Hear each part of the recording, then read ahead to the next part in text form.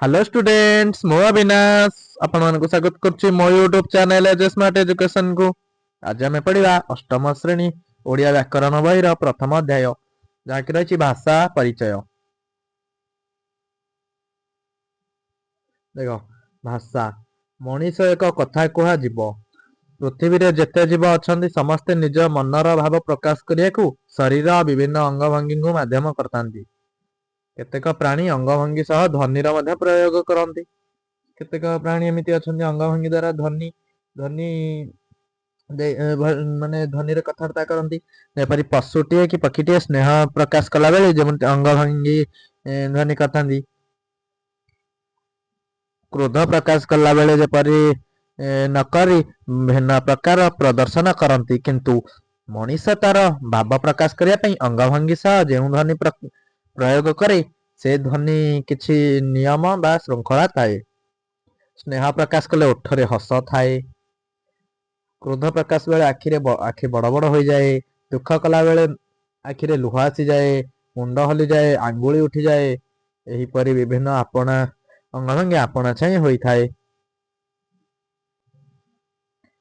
काहाको पाखको आसीबाको हाथ ठारी डाकी हुए। विभिन्न प्रकार ठार बा इशारा मध्य भाव प्रकाश करी हुए।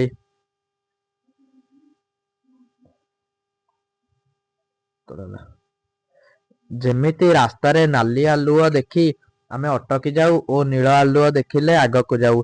अंगभंगी माध्यम संकेत देवार क्रिया पशुपक्षी और मनीष समस्त स्वाभाविक भाव सृष्टि होता है। केवल मनीष केते गुड़िया संकेत निजे तैयारी करता यथा पूर्वर कहुआ नील किंबा नाली आलुओ।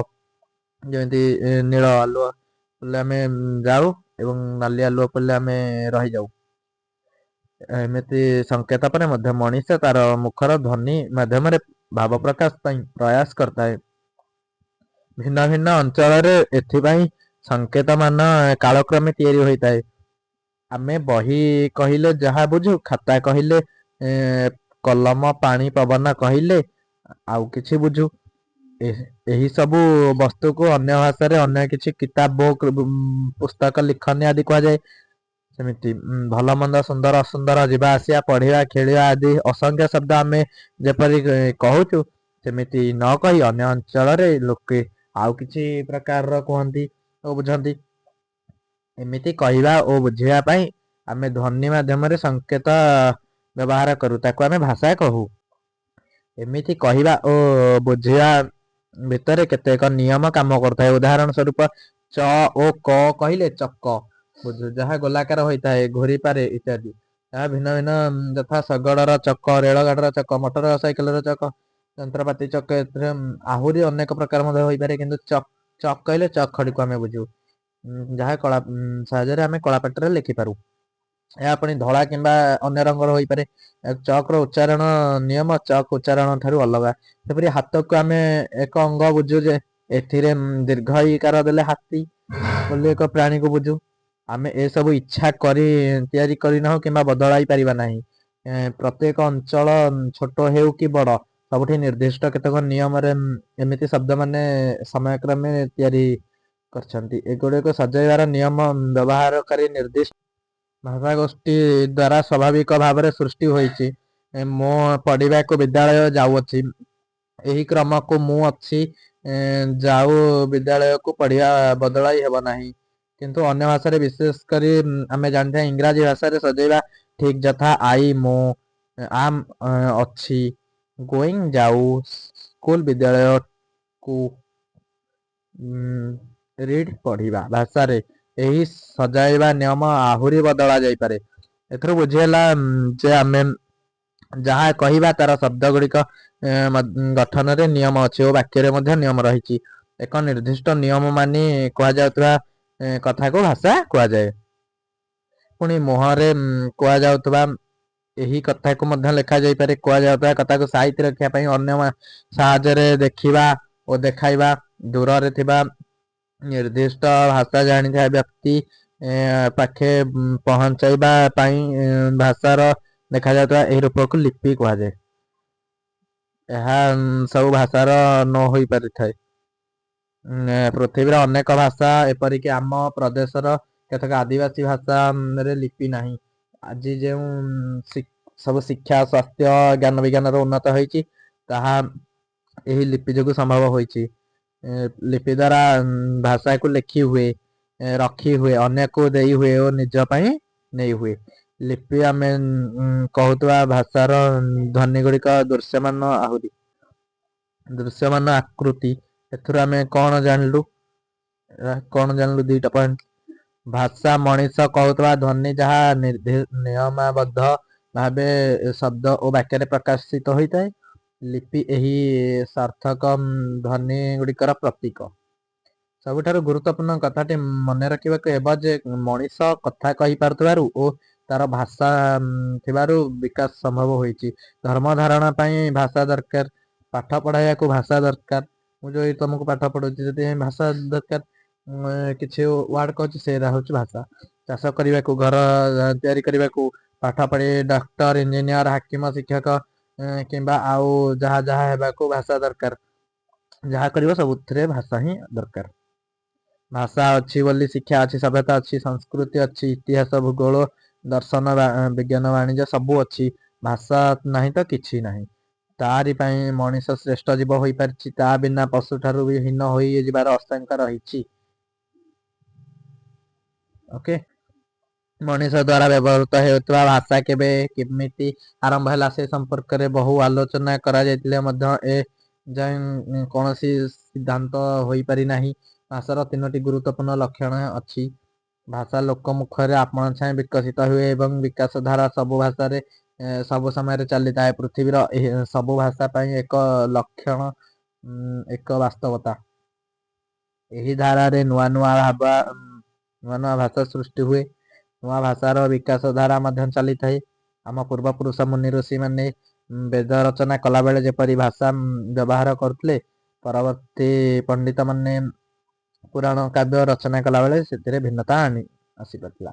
ଭାଷାବିତ୍ ମାନେ ବେଦର ଭାଷାକୁ ବୈଦିକ କହୁଥିବା ବେଳେ ପୁରାଣ କାବ୍ୟର ଭାଷାକୁ ସଂସ୍କୃତ କହନ୍ତି। ତାପରେ ମଧ୍ୟ ସାଧାରଣ ଲୋକେ ନିଜ ନିଜ ଅଞ୍ଚଳରେ ନିଜ ନିଜ ଢଙ୍ଗରେ ଶବ୍ଦ ଉଚ୍ଚାରଣ କଲେ ଓ ସେ ସବୁ ପୂର୍ବରୁ ବ୍ୟବହାର କରାଯାଉଥିବା ସଂସ୍କୃତ ଶବ୍ଦ ଠାରୁ ଅଲଗା ବୋଧ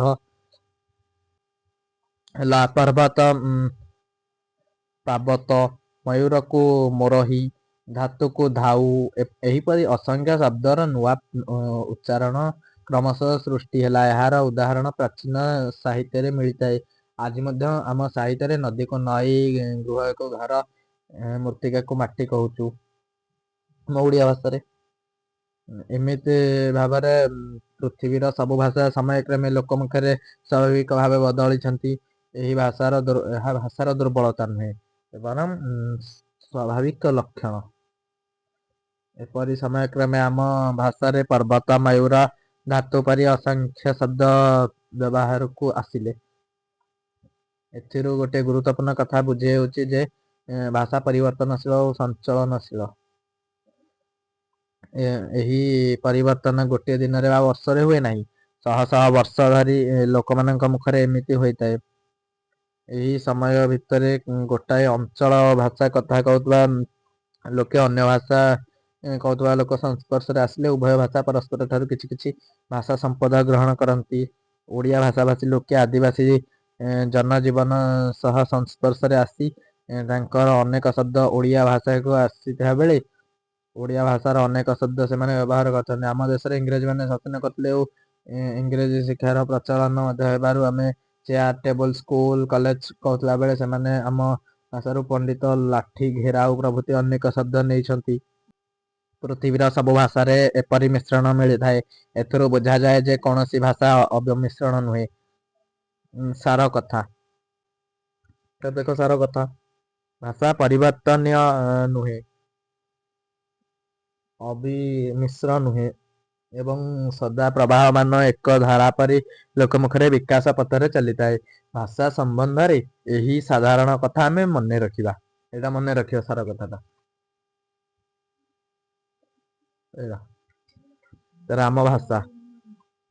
ଆମ ଭାଷା ଓଡ଼ିଆ, ଏହାକୁ ଆମ ମାତୃଭାଷା ବୋଲି ମଧ୍ୟ କୁହାଯାଏ। ତମେ ଜାଣିଛ ଯେ ଏହାକୁ ଆମ ମାତୃଭାଷା କୁହାଯାଏ। ମା ଯେମିତି ଲାଳନ ପାଳନ କରି ସ୍ନେହ ମମତା ଦେଇ ଆମକୁ ବଢାଇଛି, ସେହିପରି ଏହି ଭାଷା ଆମ ଭାବନା, କଳ୍ପନା, ବିଚାର ଆଦିକୁ ଚିନ୍ତା କରିବା ପାଇଁ, ପ୍ରକାଶ କରିବାକୁ ଶକ୍ତି ଓ ସାମର୍ଥ୍ୟ ଦେଇଛି।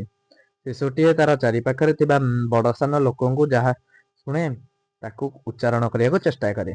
ଛୋଟ ଛୁଆଟା ଯେତେବେଳେ ବଡ଼ ଲୋକଙ୍କଠୁ ଶୁଣିବ, ମା ମା ଡାକିବ, ଏହିପରି ଆଉ। କ୍ରମେ ସେ ବଡ଼ ହୋଇ ଯେତେବେଳେ ପରିବେଶରେ ଖେଳେ, ବୁଲେ, ମିଶେ, କାମ କରେ, ସେହି ପରିବେଶରୁ ଶବ୍ଦ ନେଇ ସେ ବିଭିନ୍ନ ବସ୍ତୁ, ଗୁଣ ଆଦିକୁ ଚିହ୍ନେ। ତେଣୁ ଛୋଟ ଛୁଆଟା ସାଙ୍ଗେ ସାଙ୍ଗେ କଥା କହିଲା ବେଳେ ସେ କ'ଣ ଫାଷ୍ଟ କହିବ ଯୋଉ ଭିଡ଼ ୱାର୍ଡ ସେ କହିପାରିବ କି? ତେଣୁ ସେ ହେରା ଶିଖିବ ଧୀରେ ଧୀରେ ଲୋକଙ୍କ ସଂସ୍ପର୍ଶରେ ଆସି। ତେଣୁ ସେହି ଭାଷା ଭାବେ ସେହି ଭାଷାରେ କଳ୍ପନା କରିବ କୁହେ। ହୁଏତ ବଡ଼ ହୋଇ ଅନ୍ୟ ଭାଷା ଶିଖିପାରେ, କହିପାରେ, ଲେଖିପାରେ, କିନ୍ତୁ ପ୍ରଥମେ ସେ ଶୈଶବରେ ବା ଛୁଆବେଳେ ନିଜ ପରିବେଶରୁ ଶିଖିଥିବା ଭାଷାରେ ଭାବିଥାଏ। ନିଜର ଶୈଶବରୁ ସାମାଜିକ ପରିବେଶ ଅନୁସାରେ ଶିକ୍ଷା କରିଥିବା ଭାଷାକୁ ମାତୃଭାଷା କୁହାଯାଏ। ଓକେ, ଏଇଟା ହେଲା ମାତୃଭାଷା। ତାରେ ଶିଶୁଟିଏ ଓଡ଼ିଶାରେ କିମ୍ବା ଓଡ଼ିଆ କହୁଥିବା ମା ଠାରୁ ଜନ୍ମ ହୋଇ ଯଦି ବିଦେଶରେ କେଉଁଠି ବଢ଼େ, ତେବେ ସେହି ସ୍ଥାନ ଓ ପରିବେଶରେ ଭାଷା ତା ପାଇଁ ମାତୃଭାଷା। ତେଣୁ ଆମ ଓଡ଼ିଆ ଭାଷା କହିବା ବେଳେ ଆମେ ବୁଝୁ ଯେ ଏହି ଅଞ୍ଚଳରେ ଘରେ, ବଜାର ହାଟରେ, କ୍ଷେତ ଖାମାରରେ ଲୋକମାନେ ଯେଉଁ ଭାଷାରେ କଥାବାର୍ତ୍ତା କରନ୍ତି।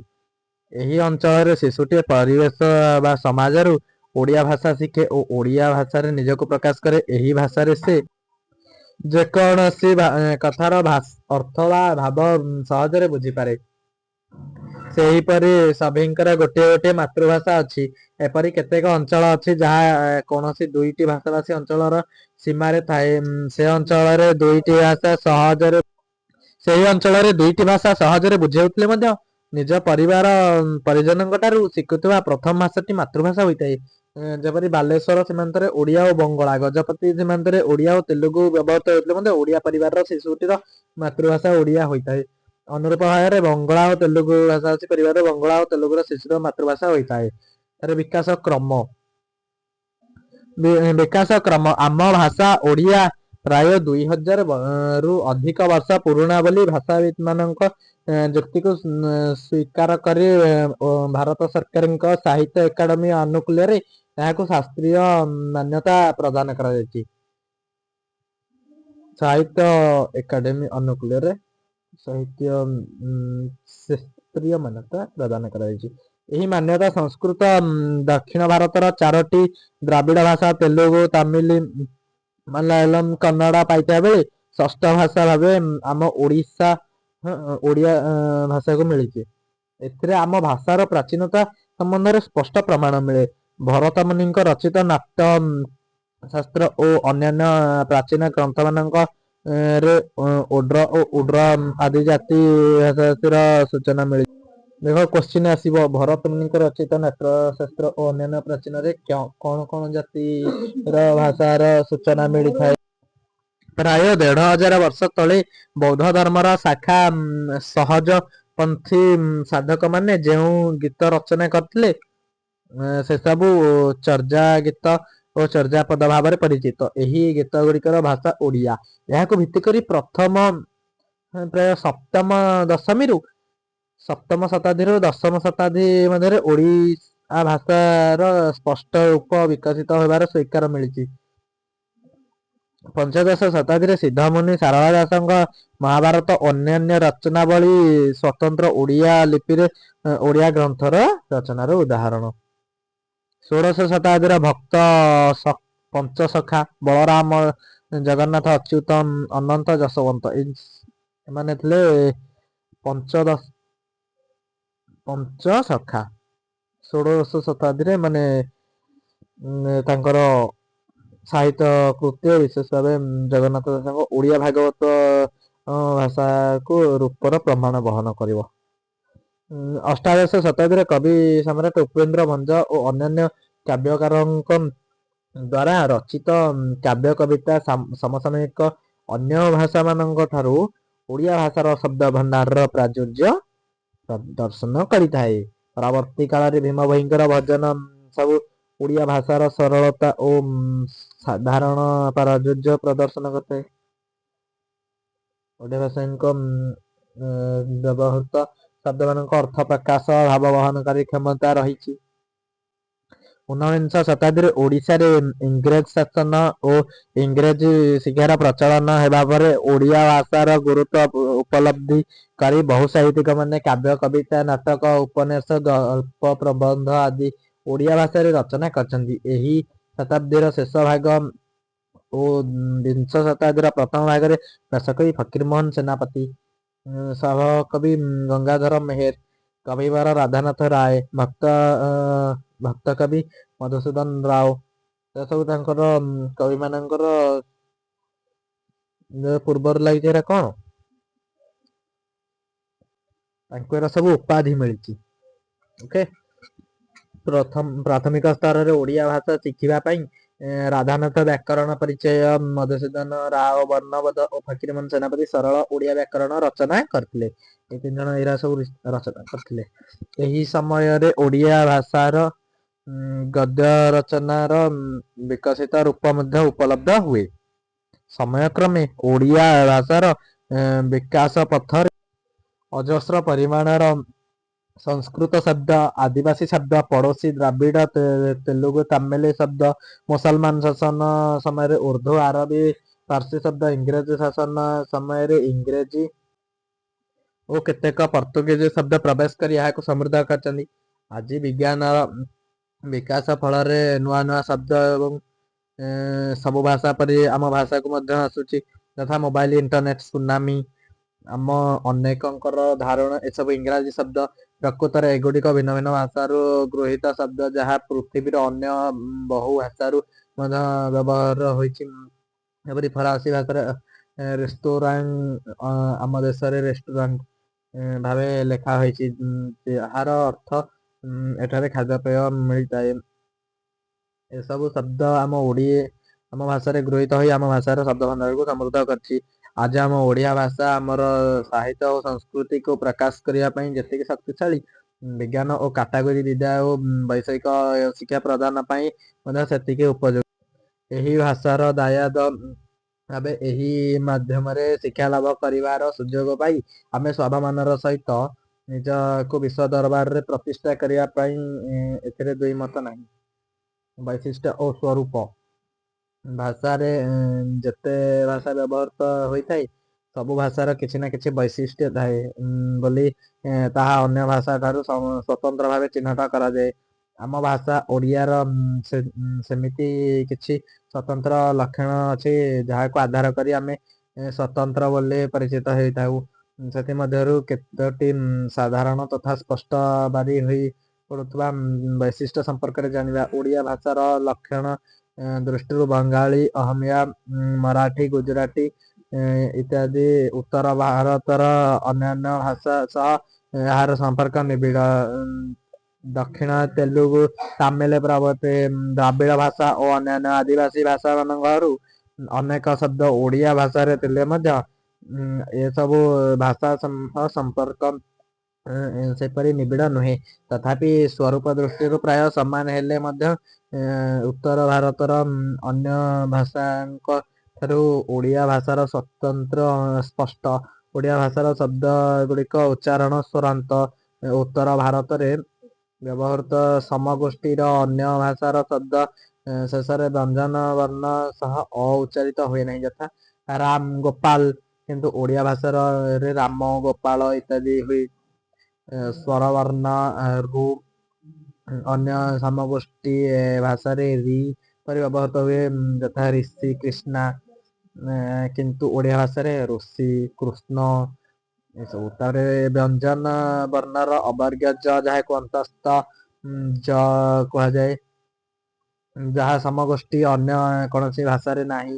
ଓଡ଼ିଆ ଭାଷାରେ ୟ ବଦଳରେ ଯଦି ଜର ବ୍ୟବହାର କେତେକ ସ୍ଥଳରେ ହୋଇଥାଏ, ଯଥା ୟମ, ଯମ, ସୂର୍ଯ୍ୟ, ସୂର୍ଯ୍ୟ, ସାହାଯ୍ୟ, ସାହାଯ୍ୟ, ସହାୟ, ସାହାଯ୍ୟ, ସାହାଯ୍ୟ ନୁହେଁ ତ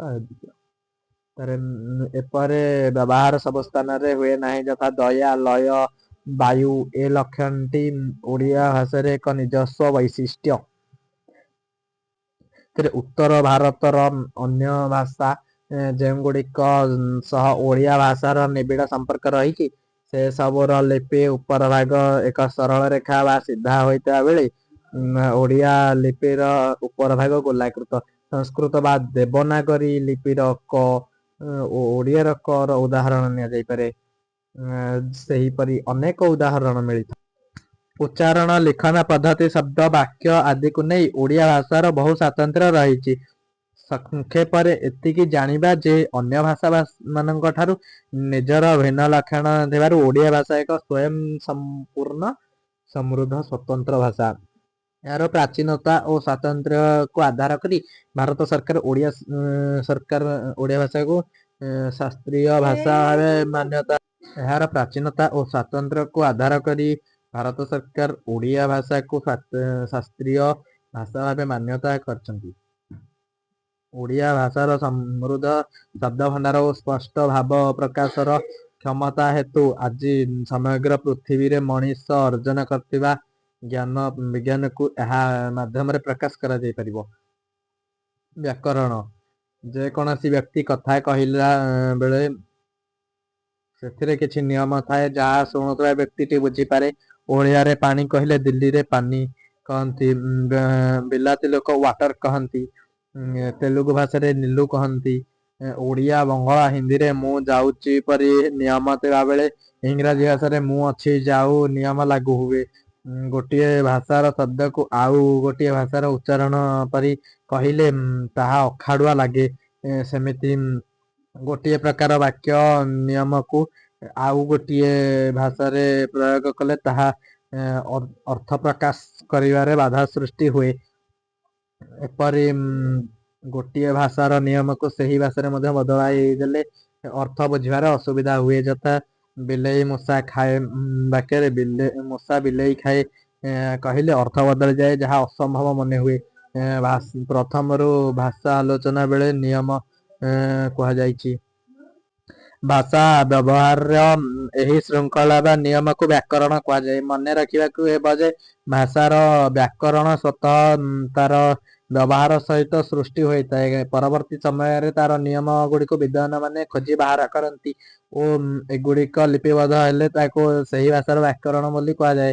ଏବେ ମଧ୍ୟ ଆମ ଦେଶରେ ଓ ସାରା ପୃଥିବୀରେ ଏପରି ଅନେକ ଭାଷା ଅଛି ଯାହାର ବ୍ୟାକରଣ ଲିପିବଦ୍ଧ ହୋଇନାହିଁ, କିନ୍ତୁ ସେ ଭାଷା କିଛି ଗୋଷ୍ଠୀ ଦ୍ୱାରା ବ୍ୟବହୃତ ହୋଇଛି।